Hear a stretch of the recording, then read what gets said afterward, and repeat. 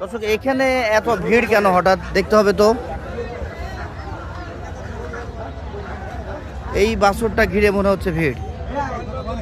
সুন্দর একটা বাছুর কিন্তু নিয়ে এসছে আমাদের। কি মিঠুন ভাই আপনার এটা? আপনিও দেখছেন? তাই মালিক কে? আপনি? ও তাই। কত চাচ্ছেন বাছুরটা? 2,80,000। কেন এত দাম কেন? এতটুকু একটা বাছুর? বাছুর দাম বেশি তো ভাই। সেদিন আর নেই তো, আমি তো যতদূর জানি। হ্যাঁ 350। এত চড়া কি বাজার আছে আর ভাই? এ দাও ভাই, এত চড়া কি আর আছে বাজার? না এখন চড়া নেই, এখন বাজার কম। না, ওনার হাতে বলে চড়া নেই, আপনার হাতে এসে আবার চড়া হয়ে যাবে না তো? না না, আমার হাতে চড়া হবে না ভাই। হ্যাঁ? আমার হাতে চড়া হবে না ভাই। এসব ভাই আগে তো কিনতে মনে করেন 400। 400 এখন কেমন কিনতে পাচ্ছেন আপনারা?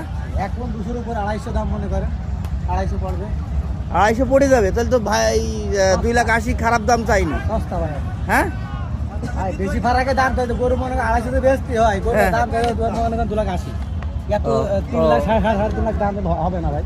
না উনি তো ছেলেও 2,80,000। অবশ্যই তার হলো 2,80,000 না না ঠিক আছে। দাম কত পর্যন্ত উঠেছে? হ্যাঁ 2,20,000 পর্যন্ত উঠছে। আপনি কত হইলে বিক্রি করবেন? হ্যাঁ আমি তো 60 হইলে বেচবো। 2,60,000। মানে 2,60,000 হলে বিক্রি করবে। দর্শক আমরা দেখছি শুনছি ডুগডুগি পশুহাট থেকে কিছু কিছু বাছুর গরু আসতেছে মাঝে মধ্যে, যারা বা যে ব্যাপারীরা বোঝে কম তারা এই কোয়ালিটিফুল বাচ্চাগুলো কিন্তু নিয়ে চলে আসছে বাজারে। হ্যাঁ আর যারা মোটামুটি বোঝে বুঝবান ব্যাপারী তারা কিন্তু আর বাজারে নিয়ে আসে না, তারা ওই আটকিয়ে ফেলে বাড়িতে বা নিজের মতো করে বিক্রি করে দেয়। তো ধন্যবাদ সবাইকে, ভালো থাকবেন।